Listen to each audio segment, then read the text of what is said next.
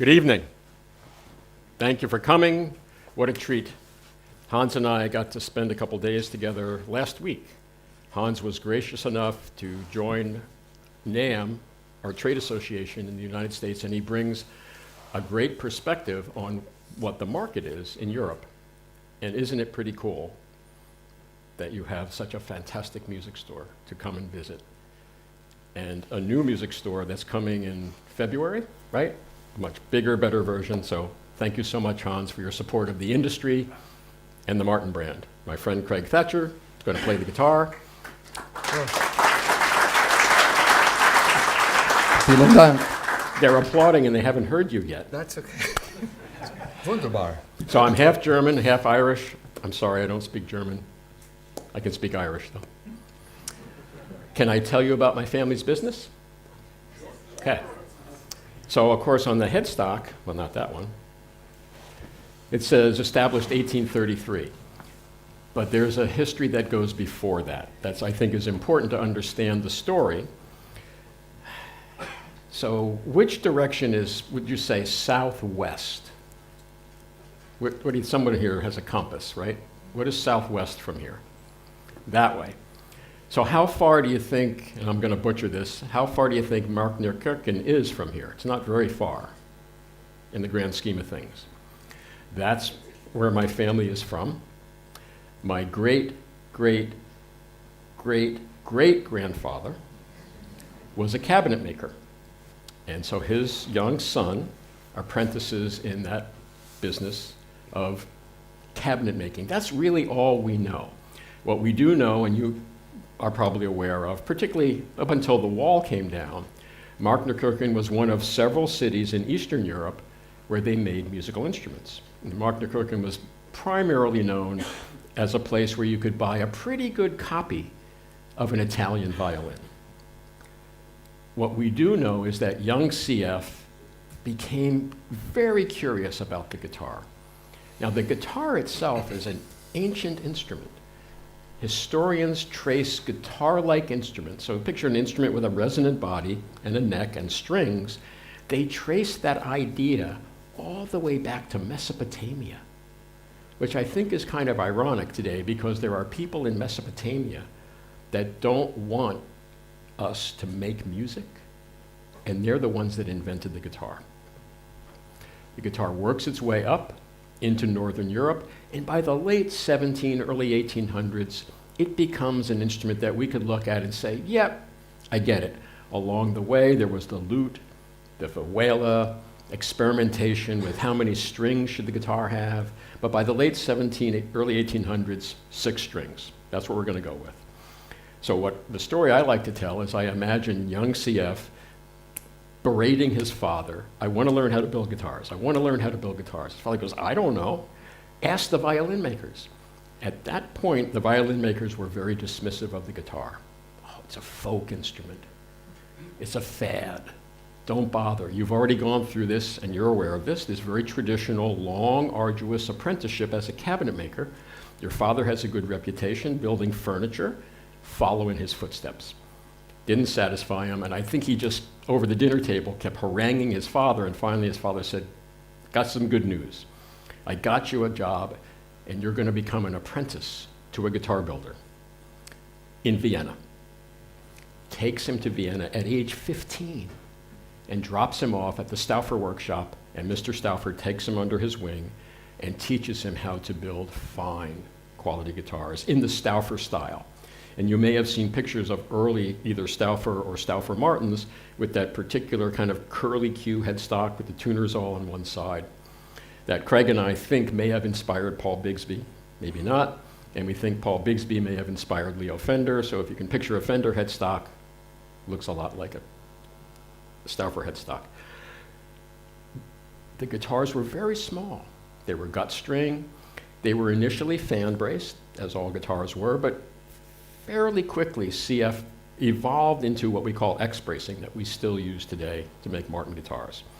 I don't have any Stauffer guitars here, but I've got a small-bodied guitar that is in the style of a guitar that would have actually been a big guitar back in the 1800s.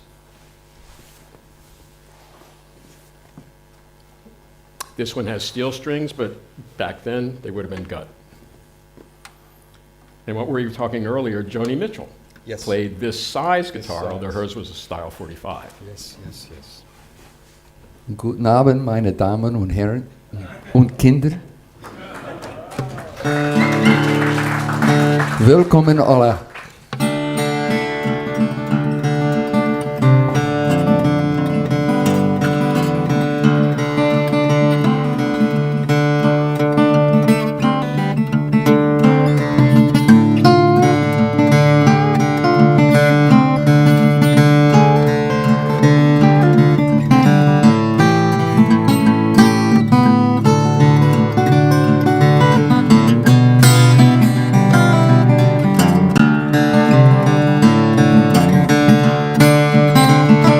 I got one kind favor I'm gonna ask of you. I got one kind favor I'm gonna ask of you. I got one kind favor I'm gonna ask of you. Won't you please see that my grave is kept clean? Well, it's two white horses following me. There's two white horses following me. Well, there's two white horses and they're following me. They're just waiting on my burial day.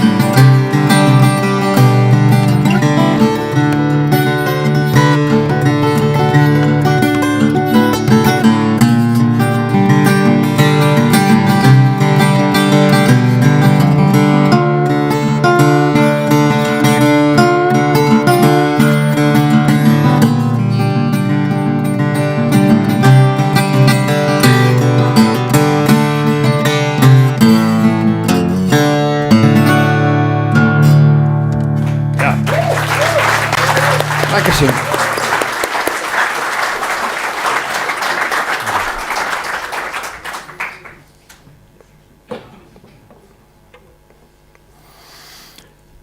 I'm a bit of a student of family businesses, as you might imagine, being the sixth generation. And when you read about family businesses, they talk about how they might work and how they might not work. And it's pretty distinct between what seems to work and what doesn't. Family business, the first generation, is the founder, right? Dad has a great idea in the garage, starts a business. Mom has a great idea in the kitchen, starts a business. The second generation, generally, the second generation, if they kind of follow the rule is don't mess with the sauce. Whatever that idea was is working, don't mess with it. In our case, CF Jr. was that person. He was not a founder. He was not necessarily someone who experimented with the guitar. He said to himself, thank goodness, Dad had a good idea. I'm going to carry on. Built the business slowly at a time when America was growing and also kind of convulsing and trying to figure out, what is the purpose of this new country? Are there tremendous economic opportunities? Yes, there are. And there were also tremendous downturns in the economy. In the 1800s, there were several pandemics. No one talks about the pandemics of the 1800s. They talk about, the Spanish flu, and then, of course, more recently, COVID. So he dealt with a lot of challenging environments, and I give him a lot of credit for kind of persevering, carrying on, making the guitars that his father basically built. So I thought it would be appropriate to design a guitar to bring on this tour, and we have a couple back at the factory, that's sort of like the perfect example. Again, this is steel string, it would have been gut string. The perfect example of what I think is a great folk guitar that C.F. Jr. would have helped to shepherd. And the theory of the tone of a Martin guitar up until the Dreadnought was it has a good balanced sound, but over time people want more sound. So let's make the guitar bigger in proportion so that the sound has good balance between bass, mid-range, and treble. So this is a 00 12-fret slot head.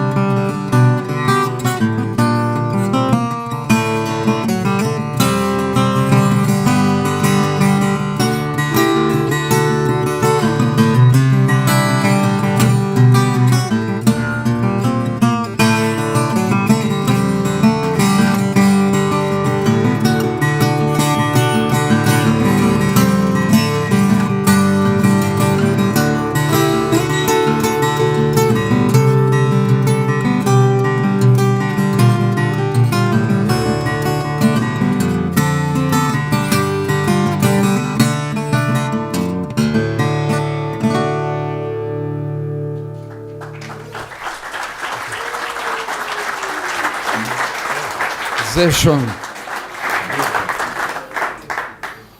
So we shipped this guitar over for this event. This guitar is staying here. I'm not sure what's going to happen to it, but somebody's going to get to buy it someday. It's pretty cool. So let's head back to the rhythm of the family business.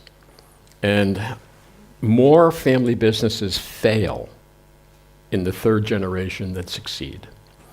And the studies show that the reason is that by the third generation, often the third generation goes, oh, this is easy, when it turns out it isn't easy. Or they don't even come to work. They sit at home waiting for the mailman to deliver the dividend check. Fortunately, in our case, Frank Henry, I'm not sure why he wasn't CF the third, maybe there were already too many CFs in the house, he was an entrepreneur.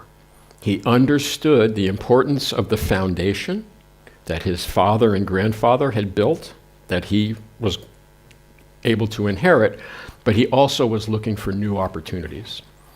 And he saw that a wave of immigrants were coming to America, as had come since CF. In fact, let's go back to when CF Sr. came to America. He got up to Bremen with his wife and a son and a daughter after leaving the Stauffer workshop, going back to Mark Nekersian briefly and deciding to come to the New World to look for basically economic opportunity. He was the first of a wave of German immigrants. He came to America by schooner, spent 2 months crossing the Atlantic to get to New York City. Shortly after that, there was a revolution in steamships. So now, go back to Frank Henry, there was a wave of Italian immigrants that came to America in the late 1800s, and they brought with them the mandolin. They brought the Neapolitan, or the bowl-back mandolin. Did you ever think that someone would make a guitar with a bowl-back? Well, somebody did. Somebody did, yeah. It was called Ovation. All right, quick funny story about Charlie Thomann. Someone asked me about Charlie earlier today. Charlie Thomann had an industrial business. Oh, we were talking about helicopters. He had the helicopter business and industrial fasteners and all kinds of things. Charlie was also a guitar player. This is back in, I think, the 60s. And Charlie comes to talk to my grandfather and says, Mr. Martin, I got this very successful industrial business, but my passion is guitars and guitar playing. May I buy your business? And my grandfather said, I love your enthusiasm, and I love the fact that you love the guitar, but this family business is not for sale. So Charlie goes back to Connecticut and establishes the Ovation Guitar Company. Okay, so Italians bring over the mandolin, and the banjo now is going through a transition to become something we're very familiar with. Early banjos were gut string, some didn't have frets, but by the late 1800s, okay, it needs frets and it needs steel strings. People would get together and form banjo and mandolin orchestras. Can you imagine? I've never heard one. I'm not sure I want to. But the bowl-back mandolin became wildly popular, extremely difficult to manufacture. As according to my grandfather, he's like, I'm glad it finally got redesigned with a flat or a carved back. And so we get in the mandolin business. And when, not if, when you come to visit our factory to take the tour and see the Martin Museum, in the museum is a display of some fantastically ornate bowl-back mandolins. The other instrument that intrigued Frank Henry was, how long should I talk about this? You could go for a while. I could go for half an hour. All right, so my theory is that the ukulele exists because of the California gold rush. All right, where are you going with, Chris? Where are you going with this? So Craig and I, we live on the East Coast, and we hear that there's gold in them there hills.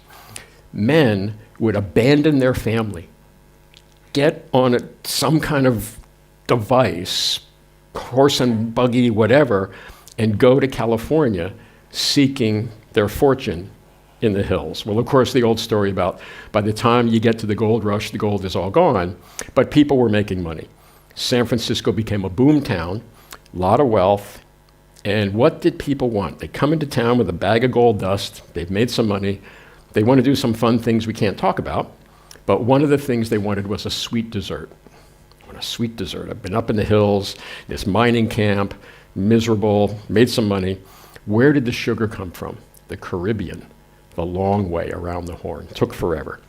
So entrepreneurs said, there's got to be a better way to supply the demand for sugar to San Francisco and other boom towns along the West Coast. I wonder if sugarcane would grow in Hawaii. It turns out it does. So they go to Hawaii, and talking to the native Hawaiians, and the first thing the native Hawaiians said is, and what are you white people doing here anyway? Oh, don't worry, we're going to take over your island someday. And they said, if you don't mind, we're going to plant this sugarcane, and we'll pay you to work in the fields. And they're like, nah, not doing that. Not part of our culture. Good luck with that.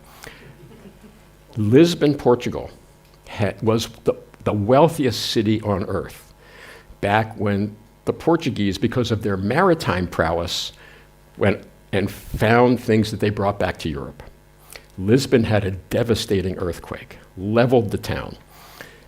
And so the economy of Portugal collapsed.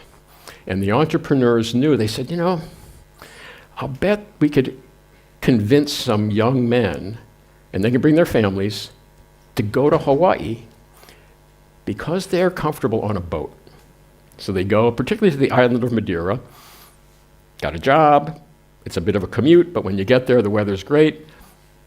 They get on the ship, they go to Hawaii, and some of the young men were like, oh, we didn't realize how hard this work is. You're out in the field with a machete all day. So they said, why don't we have this woodworking ability.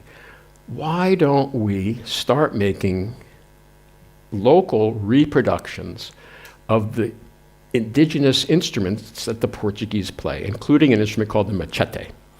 And pretty quickly, the machete evolves into the ukulele, and the Hawaiians embrace the ukulele. Hawaiian culture was centered around music. It was a way that they told stories, but prior to the ukulele, it was their voice and percussion. So they incorporate the ukulele into their culture, and it becomes a thing.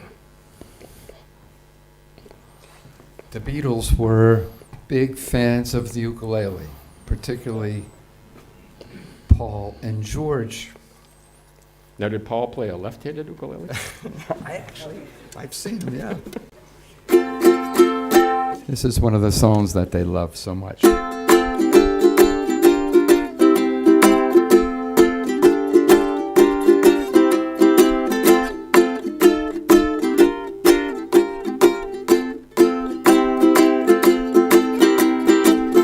I don't want you, but I hate to lose you. You've got me in between the devil and the deep blue sea. I forgive you, but I can't forget you. You've got me in between the devil and the deep blue sea.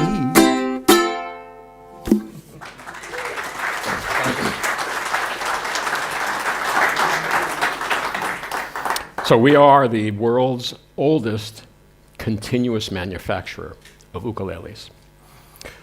Okay, so San Francisco has an earthquake, 3 days of fire, the town is leveled. And the people that live there are like, let's not give up. Let's rebuild the city. So they begin this process of rebuilding the city. And to celebrate the rebirth of San Francisco, they decide to have a World's Fair.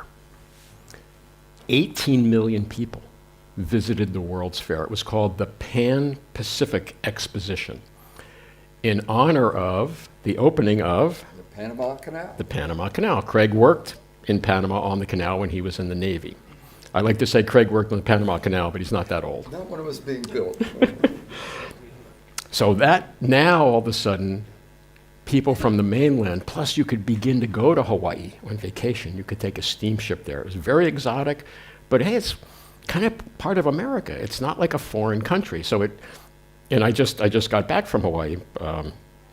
Went there with my daughter for her spring break. So okay, now the Hawaiians have incorporated the ukulele into their music. There's the Pan-Pacific Exposition. People get really excited about Hawaiian music.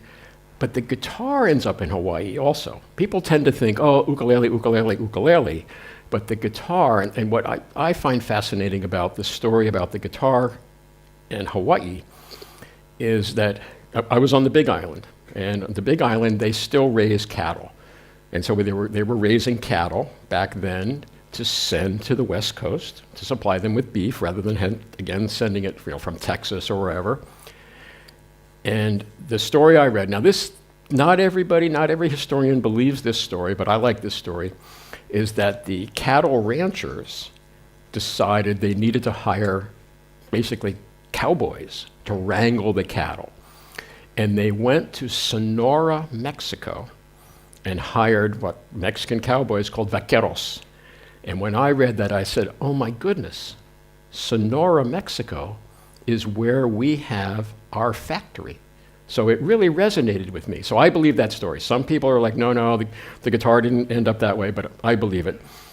So now you've got the guitar and the ukulele, the Hawaiians are playing it, the Pan-Pacific Exposition, and that whole type of music, that kind of exotic slack key sound became quite popular. And in the 1920s, Hawaiian music was pop music. What should we play next, Craig? Yeah, what else do we have? Yeah, we could do the HG. Okay.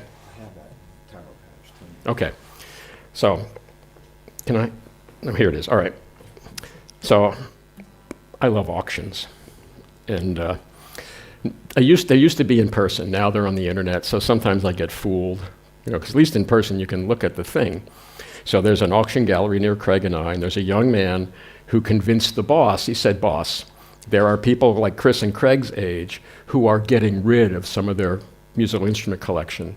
So 2 or 3 times a year they have a musical instrument auction. And I'm always excited. What's up? Sometimes there's Martins. Who knows, right? You look and you're like, well, that's cool, that's cool. So I'm looking at this picture of a guitar made by another company whose brand begins with a G. And I said, that's the oddest thing I've ever seen. It was a flat-ish top. It had a little bit of a bow. It had a small sound hole and 4 F-holes. And I'm thinking, nah. You either do a sound hole or F-holes. I couldn't, like, what the heck is that? And I'm looking at it, and then they've got a picture on the side. I'm like, what's the side? And a picture of the back. And I'm looking at the picture, I'm going, not sure what that is, but I know that shape. I've seen that shape before. It looks like a Martin Dreadnought, but it's got a little slope-shouldered thing. So the G company, which my attorneys have said, it's better to say G than the brand, they made 3 models. And this is now late 20s, and the models were designed for Hawaiian-style playing. They had the HG20, the HG22, which were this size and shape, and then a larger version called the HG24. So I buy it, and it's a mess. Like, what did I get myself into? So I do a little research. So not only did it have a little sound hole and the 4 F-holes, but glued to the top along the perimeter, but not glued to the back, was a sound enhancer. Okay? And so this theory was you play the guitar and some of the sound comes out the sound hole, some of it goes down inside and underneath the sound enhancer and comes out the F-holes. It failed. It was a failure. It was very expensive, very difficult to make. And in fact, if you find one on Reverb, and I found a better one, so I bought it for our collection because the one I bought was just terrible. If you read the description, I love the description on Reverb, they'll say, it has a unique sound. So I take it to work, and I said to my friend Tim, I said, Tim, I want to make one of these, and I want us to Martinize it. Just put a regular old flat top on it. And he kept going, oh, Chris, you know, it's like the LX. I said, no, it's different. It's a slope shoulder. He goes, oh, it's like the L00. No, this came before the L00. And I'm retired, so I go home, and I go back to work a couple months later. And Mary says, Tim wants to show you something. So he comes up, and he's hiding something. And he's smiling. I said, it's a good sign. And he goes, it seems to work. So this is a new model in honor of that Hawaiian music craze. We took the HG20 that I bought, put a flat top on it, and coincidentally, I found out the Oahu brand. The Oahu brand was a brand owned by a publishing company in the late 20s and early 1930s that had it was a whole package. Not only do we have the Hawaiian sheet music, but we have Hawaiian-style instruments, and we have amplification if you want it. And the brand was dormant. And I thought, okay, I really want to acknowledge this shape and the importance of the steel string guitar and Hawaiian music during the Hawaiian pop music craze. But I wasn't sure. Full disclosure, Mr. Martin doesn't play the guitar. So I handed it to a friend of mine named Craig, and what did you think? Very, very comfortable. Well, and so, you know, you have, what's the Dreadnought you have? David Gilmour. I have a David Gilmour Dreadnought, which is a beautiful guitar. But the Yeah. depth of it keeps your arm out like this. And, you know, Dreadnought guitars are really great when you're standing. But when you're sitting to play and you get a little age, it can be a little cumbersome on your arm. This has the Dreadnought sound. You'll hear it. It's an amazing tone. But it has the depth of like a triple O. So I have this tuned to slat key tuning, which is the same as open G. It's also referred to as taro patch tuning. I did that because of it's called an HG28. HG for Hawaiian guitar.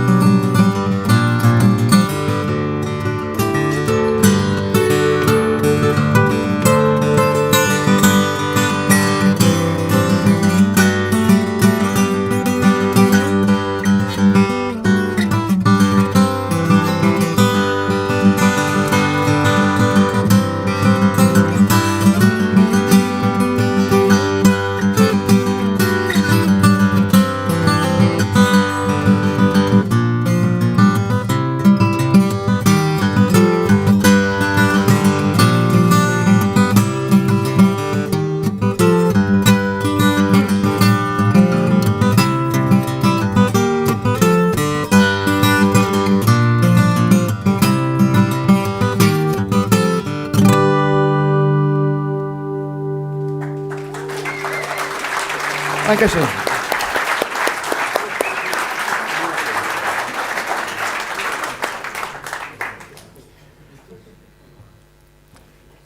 The original Martin Dreadnought guitars were 12 fret, wide neck, slot head, but for steel strings, built for the Ditson Company. They were a large distributor on the East Coast. We had a very good relationship with them.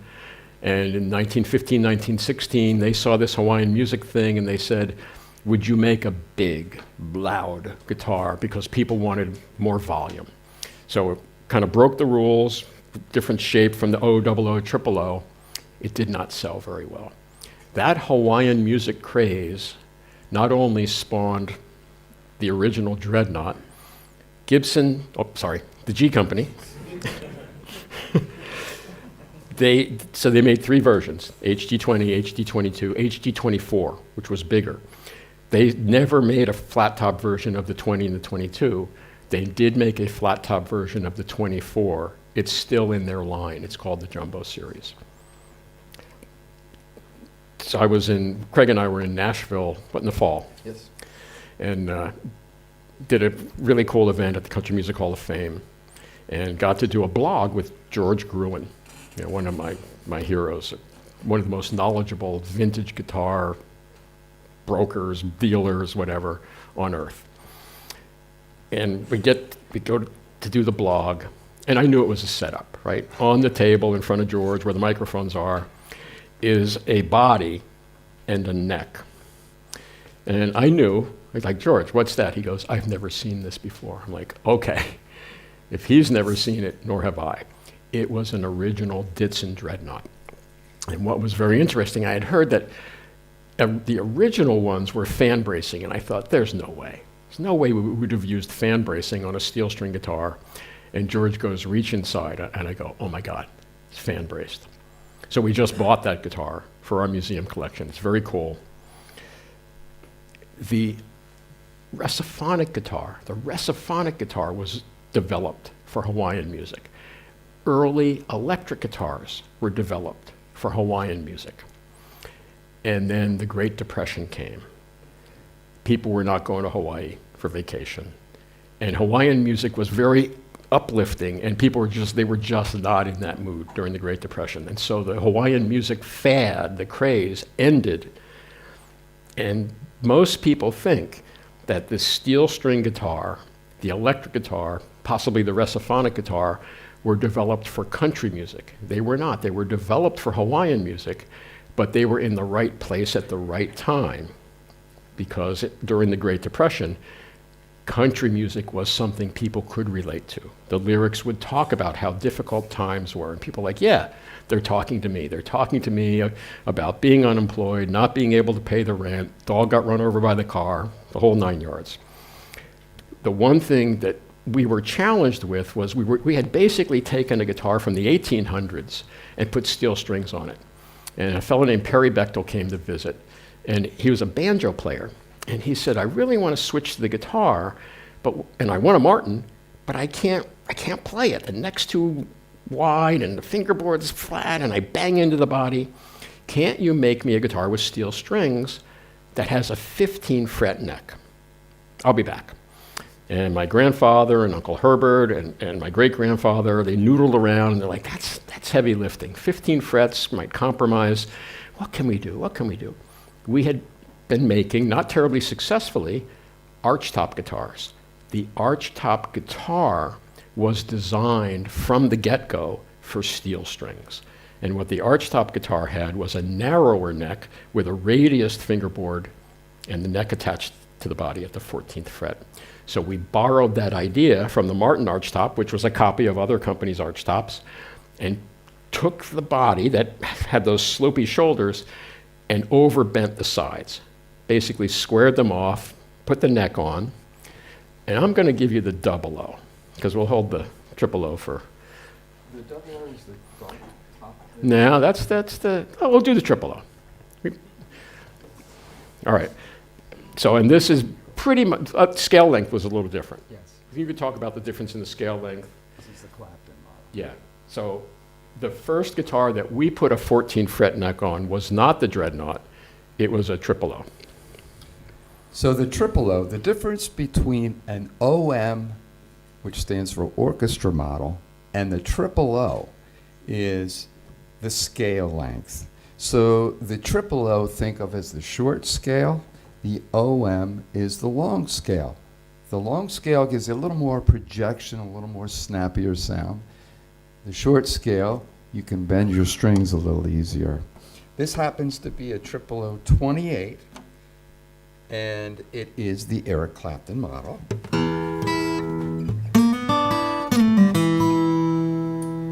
Chris likes me to do this song here.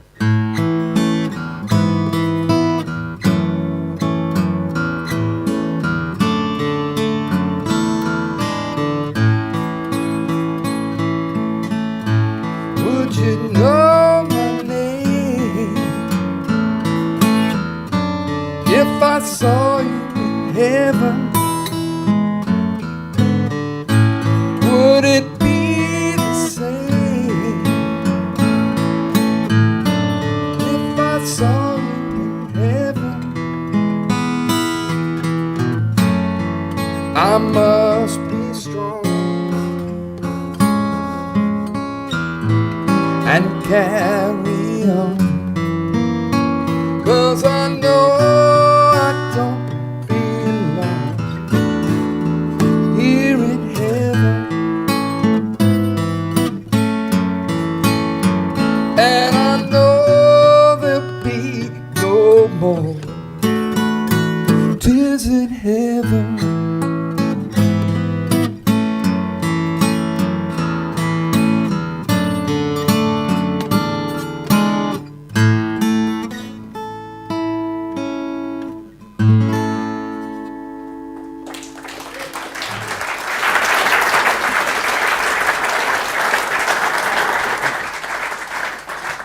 So I'm going to jump forward, then I'll jump back. My father, and I'm going to jump around a little bit, but my father catches the folk boom, the year I was born, 1955, and then the folk rock boom ran all the way through the 70s, and it peaked. Came to an end, late 1970s, thank you Eagles. And then music moved on. Too bad you don't have a disco ball here, because in the 1980s, it was about disco, which wasn't really good for live musicians. But if you were in the business of making pointy electric guitars for hair metal bands, you did well. The acoustic guitar business was terrible. So my dad retires, and shortly thereafter, my grandfather passes away, and I'm put in charge of a company that's struggling. And just a couple weeks ago, I was asked to give my perspective for a retrospective thing, I'm not sure what it's going to be, that MTV is doing. And maybe you know where I'm going with this. So business is tough. Like, okay, we're going to figure this out. You know, this thing's not going away on my watch. And our friend Dick Boak comes into my office. He was doing artist relations at that time. And he goes, I got a funny phone call the other day. I said, what? From who? MTV. I'm like, MTV? The rock video station. Yeah, I know. I said, what did they call us for? He goes, yeah, I asked him. I said, what are you calling us for? We don't make electric guitars. They said, oh, no. We had this crazy idea. What we'd like to do is take famous electric guitar players and their bandmates, throw them in a studio, and have them play their famous electric guitar songs on acoustic guitars. I go, I think that's a good idea. Dick said, yeah, me too. Well, why did they call us? He said, well, they're going to do some of the shows in New York live. And they said, first of all, we don't know if these electric guitar players have acoustic guitars. And if they're coming from LA or they're coming from London, we're not sure they're going to want to schlep their favorite acoustic guitar over to the studio. Can we borrow a couple of guitars? And I looked at Dick and I went like this. He said, I was looking for that thumbs up. So Dick would get a call on a Monday, this is who's coming, and they would like one of these and one of these and one of these. It started slow, but it built and it built and it built, and so thank you for playing that song. I can do another one. Oh, well, we might come back to this guitar. All right, let's go back to the 1930s. A lot of copying, a lot of experimentation. It's interesting. I wonder if that period of economic adversity I wonder without that, whether the instruments that we consider sort of the modern acoustic guitar, whether they would have evolved as quickly, because everyone's looking for, hey, we got to find a way to keep the factory in business, and we're sensing this transition away, definitely away from Hawaiian music towards country, and then folk, Appalachian folk. And so this is kind of a funny story. I thought, this is cool. It's another one of those, my colleagues are like, no, we make that. I said, not exactly. We don't make this exactly.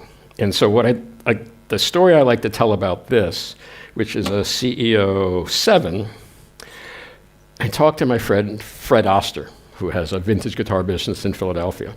And Fred loves these. And I said, Fred, what is that? He goes, Chris, this is a G Company copy of a Martin guitar. And when we did the CEO 7, I don't think the G Company was making reproductions of this guitar that they invented. So I'm like, the heck, I think it's cool, particularly with the sunburst. So what I like to say is this is a Martin copy of the G Company's copy of a Martin guitar.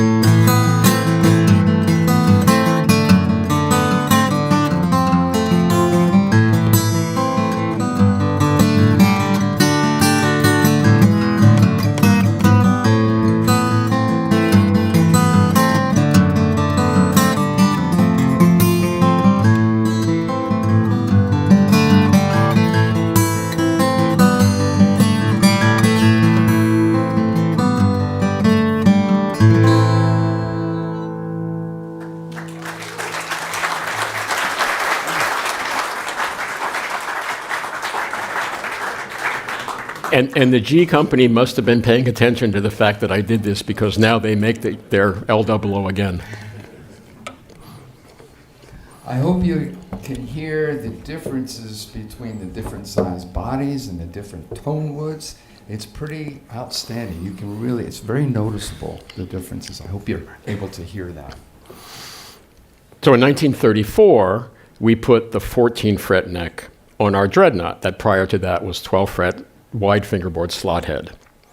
I have to be careful here, Craig, but I'm going to tell the story about the Dreadnought. Okay.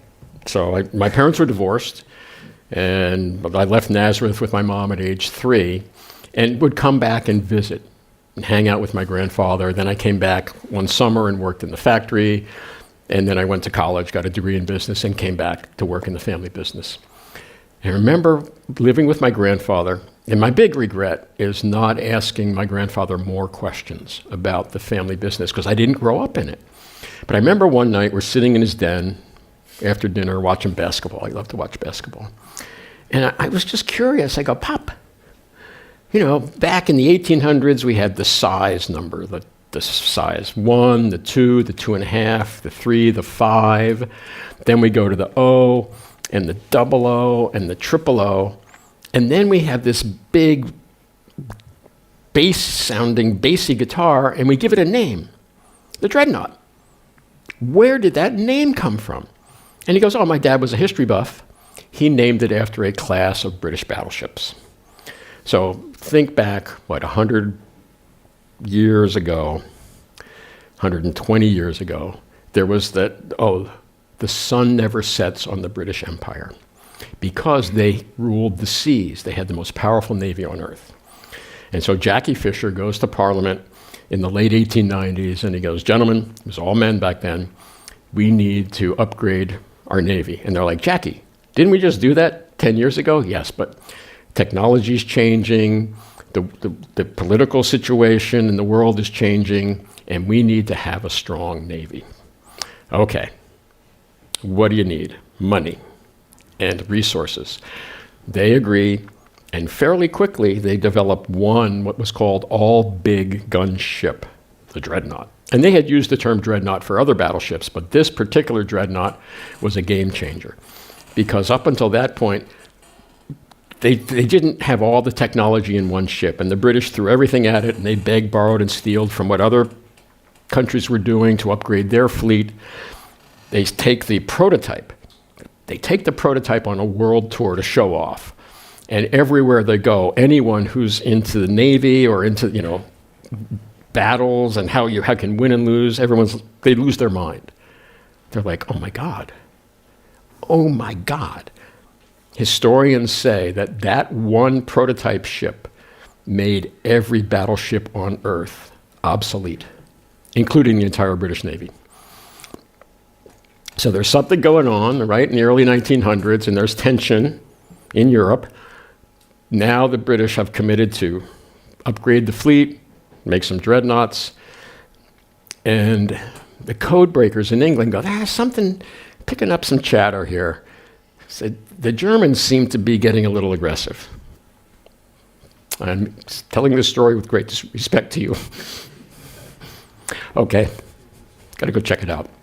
So they mustered the fleet out from Portsmouth, headed towards Germany, and off the coast of Jutland, which is part of Denmark, not Greenland, which is still part of Denmark. Off the coast of Jutland, there is the German fleet headed towards Great Britain, and they engage. The British and the Germans fight it out all day. The sun sets, there's no night vision goggles, there's no radar, everything goes quiet. The next day the sun comes up, the dreadnoughts had a conning tower, guys up in the tower with the Germans went home. Great, they go back to Portsmouth. They're pulling into the dock, and the captain sees all these very official-looking people pacing back and forth. Gangplanks come down, captain comes down. They're like, what happened out there? Oh, it's a mess. It's terrible. Yeah, we believe it. He said, but terrible. And the people they said, the Germans issued a press release. What does it say? It says the Germans defeated the British at the Battle of Jutland. And the captain goes, I disagree with that. Well, it says right here that we incurred significant losses to men and ships. Oh yeah, but so did they. And the captain's argument was the Germans went home. Now, part of the reason that terrible World War I was a trench war is because the Germans and the British decided not to re-engage on the water. To this day, and this is the punchline that I think you'll all appreciate, to this day, neither the British nor the Germans will admit defeat at the Battle of Jutland. Right? Did I do all right with that story, Craig? I may tell a little different version when I'm in England. So this is cool. This is a aged, very authentic reproduction of an original Martin Dreadnought guitar from the 1930s. Gotta use a flat pick on this guitar.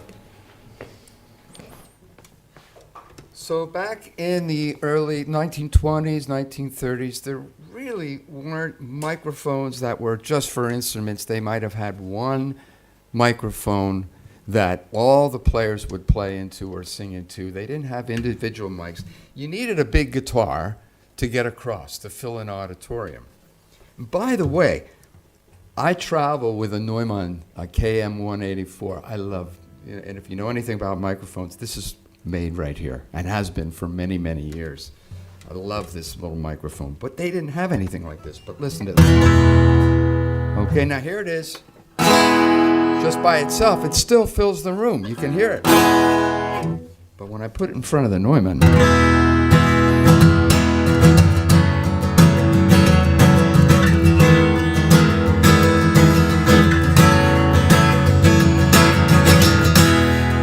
crossroads where they seem to come and go. Yeah. Gypsy flies from coast to coast,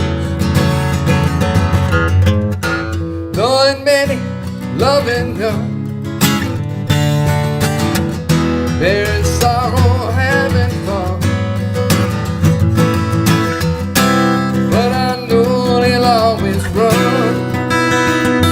Sweet Melissa.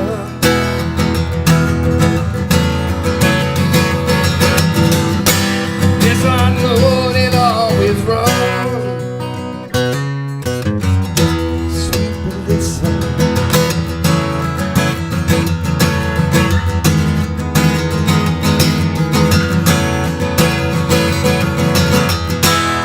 In the morning comes, and he's on the road. Sunbeam shining through his head, peering out to have a care. Pick up your gear and gypsy, roll on, roll on. Crossroads, you ever let him go?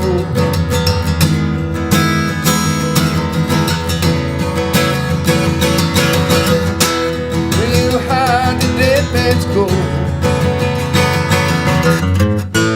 When they lie beneath the flame, oh, will his spirit fall away? But I know that he won't stay without Melissa.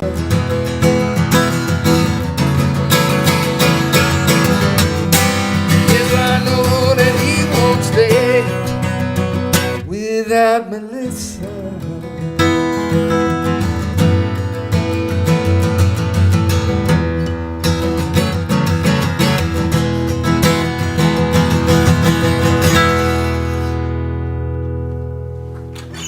Big sound, isn't it?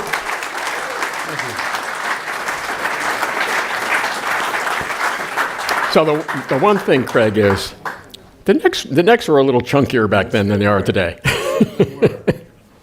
Well, as our friend Larry Barnwell said, Larry's a huge, prolific bluegrasser, he goes, Chris, in the bluegrass world, all the money's on the first three frets. All you play.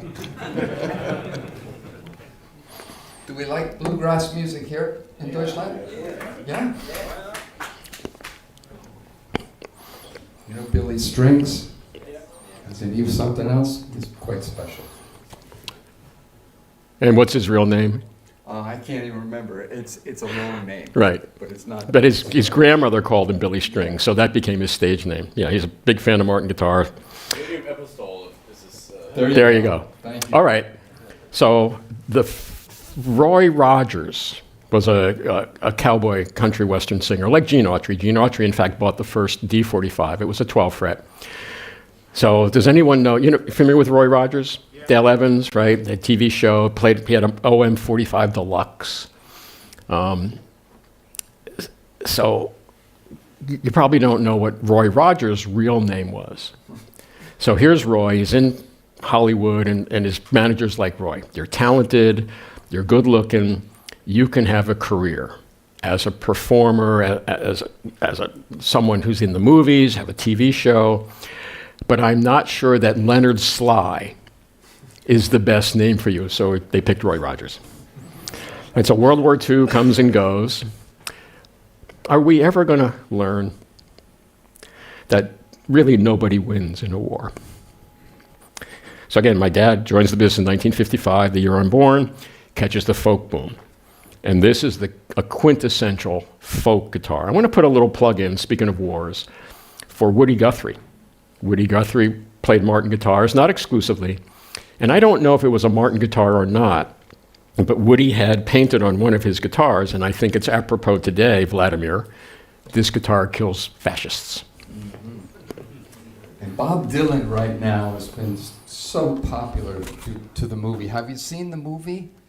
Oh, it's a fantastic movie. Now, early on, he played a guitar like this. Now, several of them were all mahogany bodies, but he was inspired by Woody Guthrie to do so. But I have pictures of him also playing one with a spruce top like this and mahogany back and sides. And what you hear with a mahogany instrument, you hear a real clarity, distinction between the notes. So I'm going to do a little Dylan for you. I haven't done this one for a long time.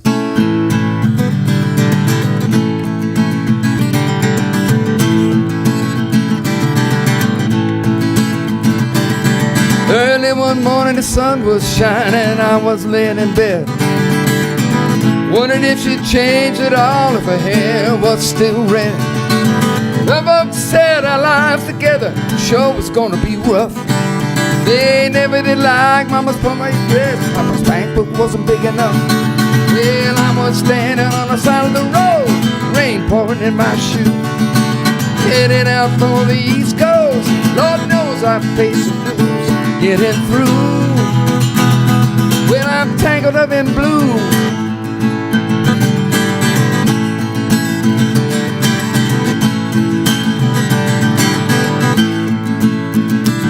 Well, now she was married when we first met, soon to be divorced.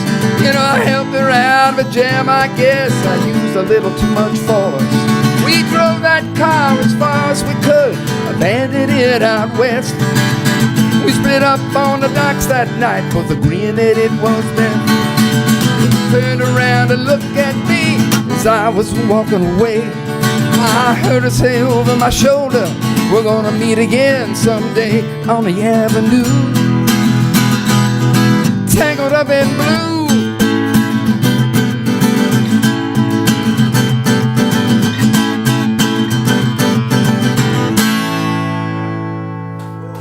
Bob Dylan for you. Thank you. All that warming up earlier did you good. Okay, where are we? Still in the 50s, folk music is becoming pop music. Early 1960s, my father convinces my grandfather that the folk boom will never end. We're back ordered, the old factory's obsolete. We need to build a new factory to catch up to this demand for folk music. And it's interesting, it's also the beginning of a period when American musicians were looking to Great Britain. What can we learn about the roots of the music that came from Great Britain, some of which ended up in Appalachia with Scottish and English immigrants? And so I got to meet, very fortunate, and talk about a character, a gentleman named Lonnie Donegan. And Lonnie Donegan was probably the most famous British skiffle performer. What's that song he played? Rock Island Line, right? Island Line was All crazed. And what was the first band that John and George were in? The very first band was the Quarrymen. Didn't they play skiffle? They were a skiffle Right. band, yes. So you're also, the British now are beginning to come to America to study blues. So there's this cross-pollination going on. Americans curious about what's going on in Great Britain and the history of acoustic guitar music in Great Britain, and British musicians curious about what's going on in America. So we build the new factory. And we opened the factory in 1964 to catch up to the folk boom. And 1964 is also the British invasion. So the Beatles come to America, whole new world, electric guitars. But the Beatles also played acoustic guitars. Yes, they did. They sure did play a lot of acoustic guitars. And John and Paul each had Martin D28s. And in 1968, when they went to India to meet with the Maharishi, they took their D28s and they wrote most of the songs that came out on the White Album. Here's a little bit of John Lennon and his Bob Dylan phase.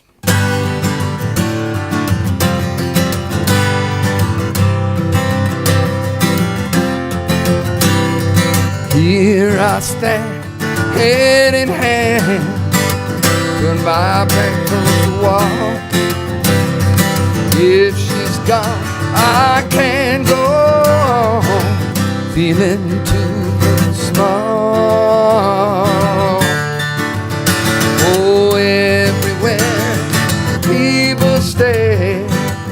each and every day. I can see them laugh at me, and I hear them say,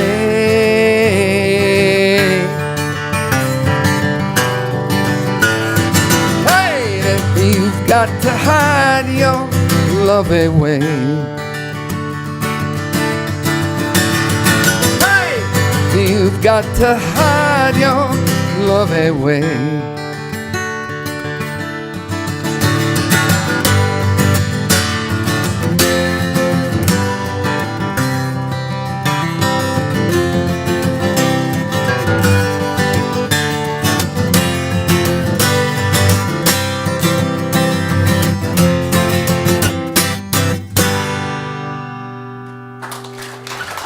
Play it on a Dreadnought. Thank Keep that. Yeah, so, okay, so you got the Beatles and other British bands playing electric and acoustic. The same thing was going on in America. And, you know, Craig and I, pretty much the same age, and we grew up music from the 60s, maybe early 70s, right?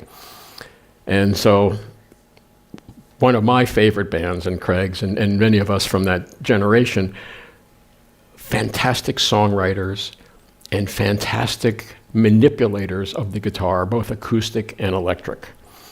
So if you would want to play anything written by any of Crosby, Stills, Nash & Young, I would appreciate it. Okay.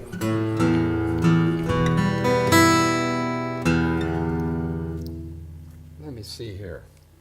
By the way, I'm using picks that were made specially for me right here in Deutschland from a good friend of ours, Martin Henze. They're casein picks, which is a milk product. So it's the closest thing to like a tortoise. You're not obviously not allowed to have tortoise shell or use tortoise guards, but it's a manufactured synthetic tortoise type pick. If you want to see one of these picks, they're really awesome.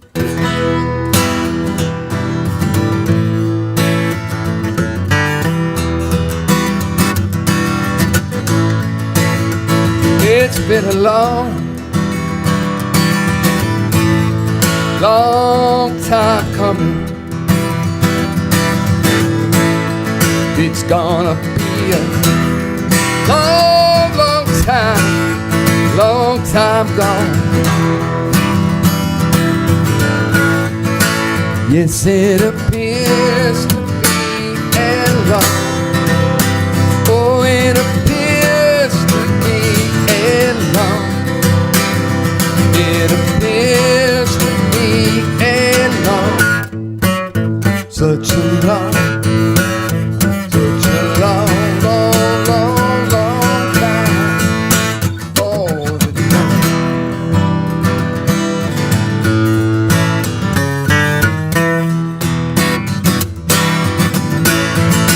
and it appears to be a long. Oh, it appears to be a long. And it appears to be a long. Such a long, such a long time for the dawn.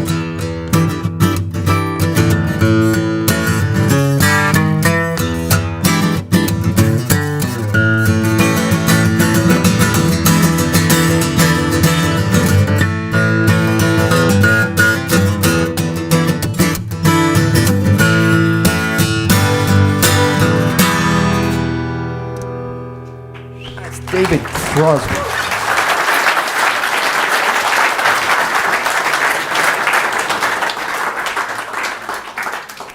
This would be a heavy lift, but do you know who else early in their life was just a fantastic fan of bluegrass and acoustic guitar that you would think, really, that guy?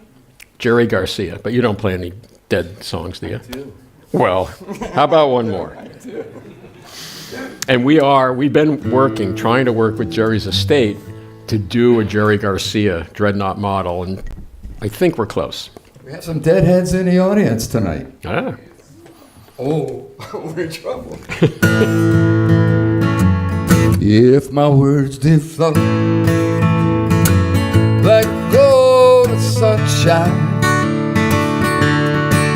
and my tunes were played on the harp unstrung, would you hear my voice come through the music? Would you hold it dear as it were your own? It's a hand-me-down. The thoughts are broken, perhaps they're better left unsung. I don't know, I don't really care. There be songs to fill the air,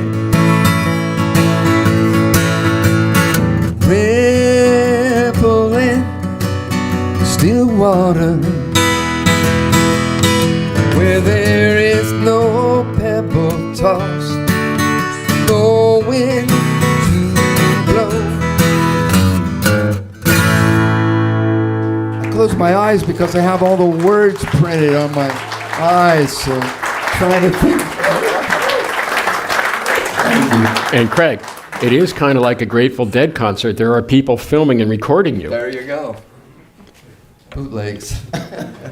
Uncle John's band. Yeah, that's a great one too. That's awesome.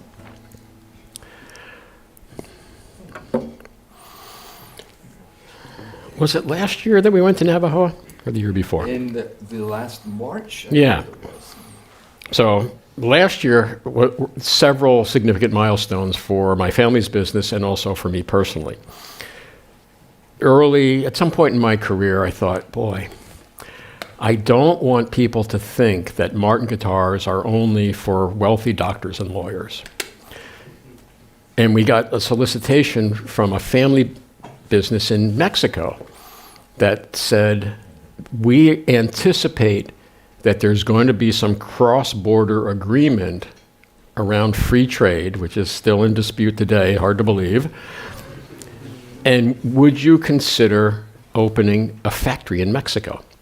And the board of directors was very skeptical. Oh, are they going to have like 3-hour siestas? But we took a chance. And we sent our string business. My dad made 4 acquisitions during his career. He bought the Darko String Company. And Darko at that point was owned by the D'Adarios and Gino and Albert. They were like the 3 of them were partners. So we buy the Darko String Company. He made some other acquisitions, including Levin guitars that were made in Sweden and Vega banjos and Fibes drums. Those acquisitions failed. So it turns out that not only was last year the 35th anniversary of us opening our factory in Mexico, in Navajo, Sonora, Mexico. Next year, now we have a couple of kids in the audience. Am I allowed to swear?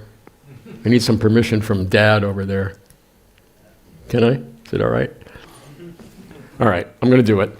So last year was the 35th anniversary of us opening the factory in Mexico. Today we make strings, we make guitars, we make the high-pressure laminate guitars, we make solid wood guitars, we make guitars with ply laminates. Very proud of the facility. Craig and I went down to help celebrate the anniversary. Last year, why don't you hold that? It's a Life is Good model. Last year was also my 50th anniversary with the company. And I did not realize this. Last year was the 50th anniversary of the founding of Taylor Guitars. I'm like, oh my gosh.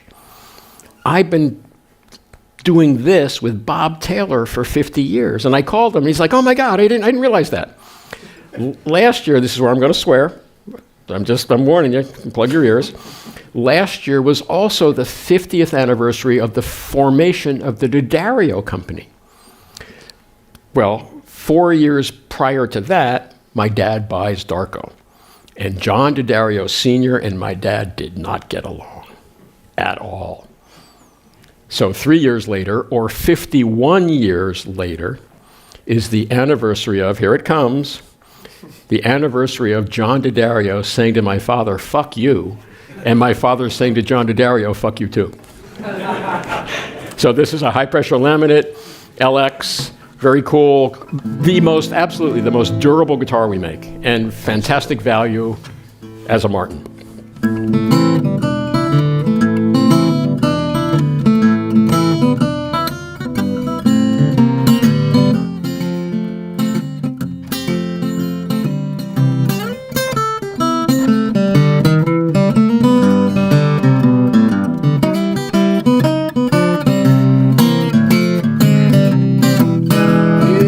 Standing on the corner with a dollar bill in my hand. I'm looking for a woman, ain't got no man. Tell me how long you gonna make me wait? Oh, can I get you right now? Must I hesitate? Oh, the eagle on the dollar said, God, you know you trust. Lord knows you wanna be the man that sees that dollar first. Tell me how long you gonna make me wait? Can I get you now? Must I hesitate? Hesitation's my goddamn hesitation. Lord knows I've got these old hesitation blues. How long you gonna make me wait? Can I get you now? Must I hesitate? Well, can I have you right now? Must I hesitate?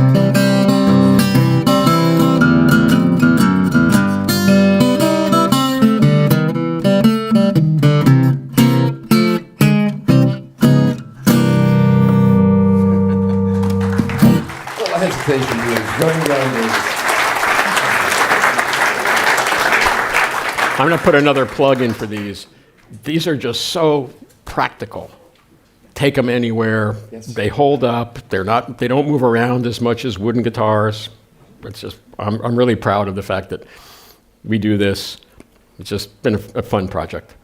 All right, so I'll tell you the story. So this is however many years ago, I'm in Albuquerque, New Mexico, doing the thing, not with you, with a prior you, maybe Diane Ponzio or maybe David Becker.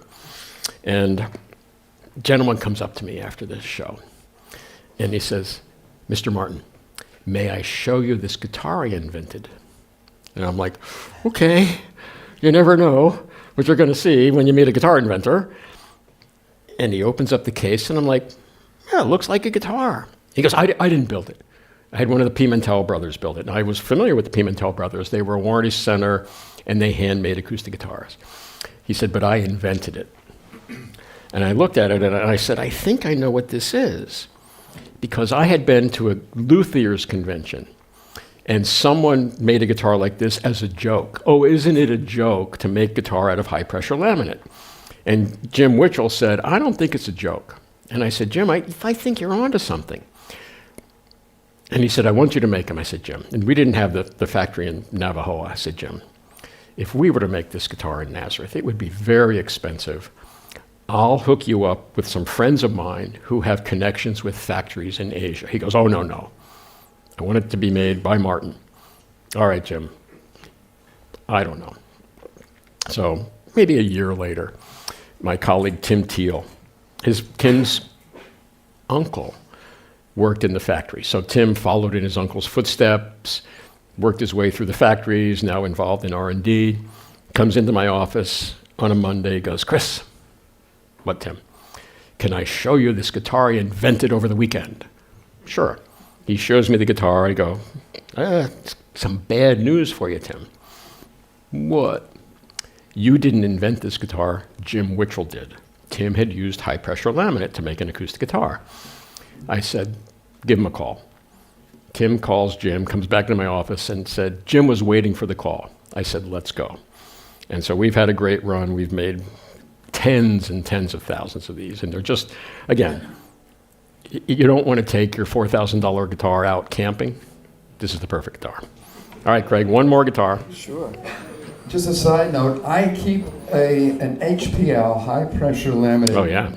Good down story. in Costa Rica, because we go there every February. I take our band down and we play. And I keep it right by the ocean. I don't see it from one year to the next. And it's perfect. It just stays just so, I don't have to adjust it or anything. It's amazing. We were the first company to use piezo electric pickups on an acoustic guitar. It was in the infancy of that technology. The systems were available on the Martin D18 with an outboard preamp, handmade by a fellow in San Francisco, electrical engineer. And unfortunately, the system itself was as expensive as the guitar. And so even though people were like, you're onto something, we actually had to completely redesign it, find manufacturers. We started with Barkus Berry, and then ultimately ended up with Larry Fishman, and had a great relationship with Larry. And Larry and I would talk, and what we're really trying to accomplish with an acoustic guitar pickup is to make the pickup transparent. That you don't want to know there's and early piezo pickups had that quack. Yes. The quack has been eliminated. Pickups for acoustic guitars have come a long way. So Craig and I, this is made in Navajo. Craig and I were in London, back in the fall. Yes. And I was sick. So I did the things we did, got to have some good food. I remember going out for ramen one day. It's like, Craig, I just need some ramen. I'm sick. Spend most of my time back in the hotel room sleeping. And Craig goes, a couple of blocks away is a place I need to visit. So you know where I'm leading here. Yep. We were right down off of Brook Street in London. And Brook Street is where Jimi Hendrix and Kathy Etchingham had an apartment in 1968 for almost a year. And it happens to be about 3 blocks from where we were staying. And it's shared, there's a house there. It's called the Hendrix house. It's like 2 houses, like what we would call a double. Half of it was where Handel lived and composed the Messiah. The other half was Jimi Hendrix's place. And it was amazing. I was so happy to get there and see this and be in the room and look in the mirror that he looked in. It was just amazing. I'm a big Hendrix fan. All right, so we're going out to the Pacific Northwest to do this. And Craig's like, I need to see Jimmy's D45. So we went to the Experience Music Center. Okay. And then what was that? You had us drive around with Danny Galino looking for some ratty place that we kind of drove by, and he goes, I think that's it. What was that place? Well, there was a place there where they had the statue. They had a statue Okay. of Jimmy. So it was right in downtown, and they finally honored him after many years. So full disclosure, Craig is a wee bit of a Hendrix fan. I am. And I'm going to do something here a little unorthodox just to show you the versatility. This is the only cutaway we have, and the only guitar with a built-in pickup. So I'm going to play. Craig. Okay. That's not ours. Do not set it on fire. And I won't smash it either, I promise you. Just to show you how easy it is to get around with a guitar with a cutaway.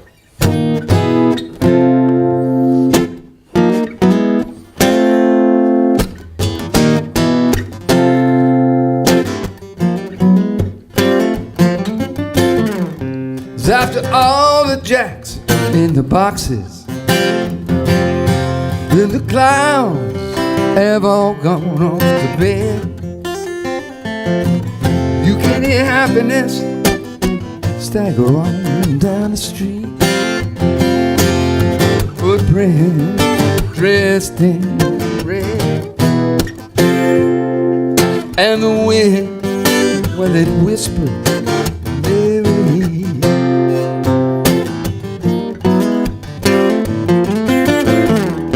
A broom is drearily weeping of the broken pieces of yesterday's life. Somewhere a queen is weeping. Somewhere a king has no wife. hear the wind when it cries, Mary.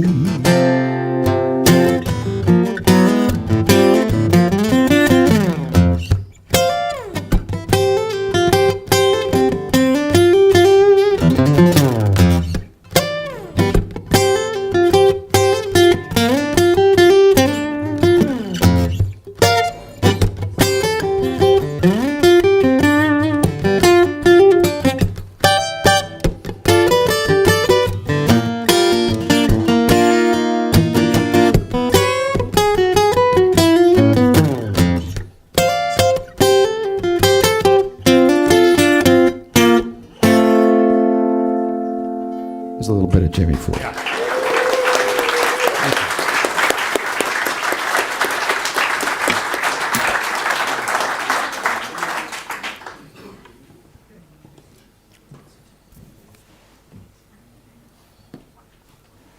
We are almost done with the formal portion of this presentation, after which I'm going to invite you to come up. I'm going to talk to Craig or I, check out the guitars, but before we do that, if any of you have any questions, I could answer them for everyone, because the other option is, when I thank you all for coming, you line up and ask me questions. That's your cue. Anybody? Come on, somebody must have a question. Yes? Why is that the only cutaway guitar you still have in the program? Because It's the only cutaway we have tonight for this display. We have other cutaway guitars for sure. And we have the SC, which is very cool, yeah. No, there's others. It's just, we can only have so many guitars for the presentation. We have sticky dots into sort of cutaway. Okay. I think there might be another one Yes, or two in you'll stock find here. plenty of them right here. Yes. Yeah, What about Don Teflon?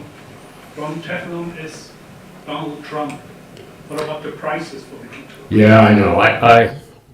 I come in peace. That's I come in peace. I'm a very liberal Democrat. Yeah. And I have Republican friends that are not happy that he got elected, to be honest with you. He's a bit of a wild card, and not in a good way. My personal opinion. We want his rolling back, but I know, it's tough. Got to hang together, right? We have one world we live in. It's our world. And I actually personally have no interest on living on Mars. Just personally, I have no interest in that. It doesn't appeal to me at all. Yes? what's your favorite guitar? I love fancy pearly guitars, and I get to pick the wood. So D45s, D200s. Do you have a D200 in stock? Yeah. D200's cool. D300s are in the works. Because I know how much work goes into them. And I'm also acutely aware of the value of certain vintage guitars. And you may say, Chris, how could you say that a D300 is worth $300,000 when I will say to you, at the NAMM show in January, someone came up to me and said, hey, I heard that just a month ago, a pre-war D45 sold for $1.2 million. So, all relative. Anybody else? What are your favorite guitars? Mine. I love triple O's. I also love the 4.0, which is known also as an M size. So it has a little bit more bottom end than a triple O, but overall, the triple O is my go-to guitar. So we're in Navajoa, and one of the reasons I wanted to go down was to pick the wood for the guitar that we were making for my anniversary. And I just said to Craig, I said, do you want to have a guitar made? Pick some wood. And then I forget when I said, we should do a Craig Thatcher artist model, and it was a triple O, right? Yeah. Yes.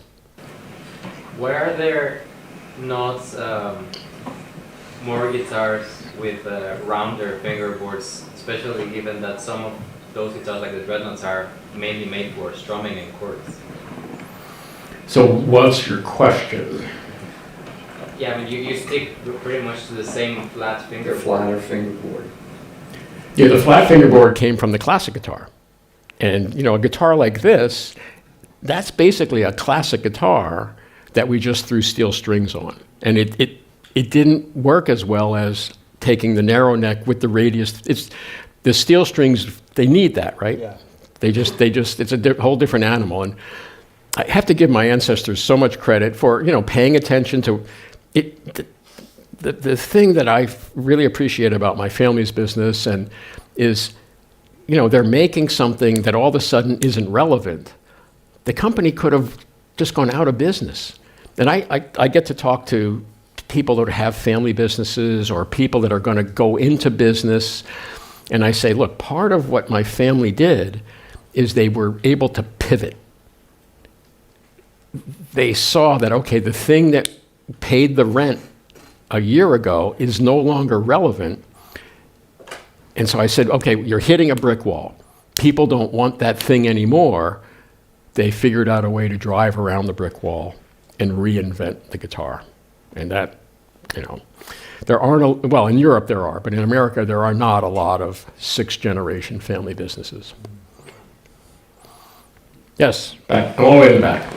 I wanted to ask how do you feel personally about carrying on the legacy of your family? And if you're scared that maybe your kids are going to mess it up or something? Yeah, so, you know, again, you go back to studying family businesses, and there's been studies about, okay, the parents say to the son or daughter, you have no choice.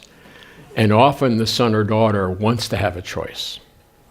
Or the parents go, Craig's not that ambitious, but we give him the damn thing and they run it into the ground. So I have one daughter. My wife, rest in peace, was very kind. I said, you know, we don't know. We don't know if she's ever going to want to join the family business.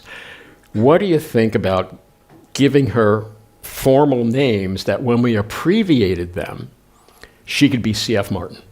And Diane was like, yeah, let's go for it. So I said, I don't know how relevant this is here in Europe, but in America there was a famous, she was a singer, movie star.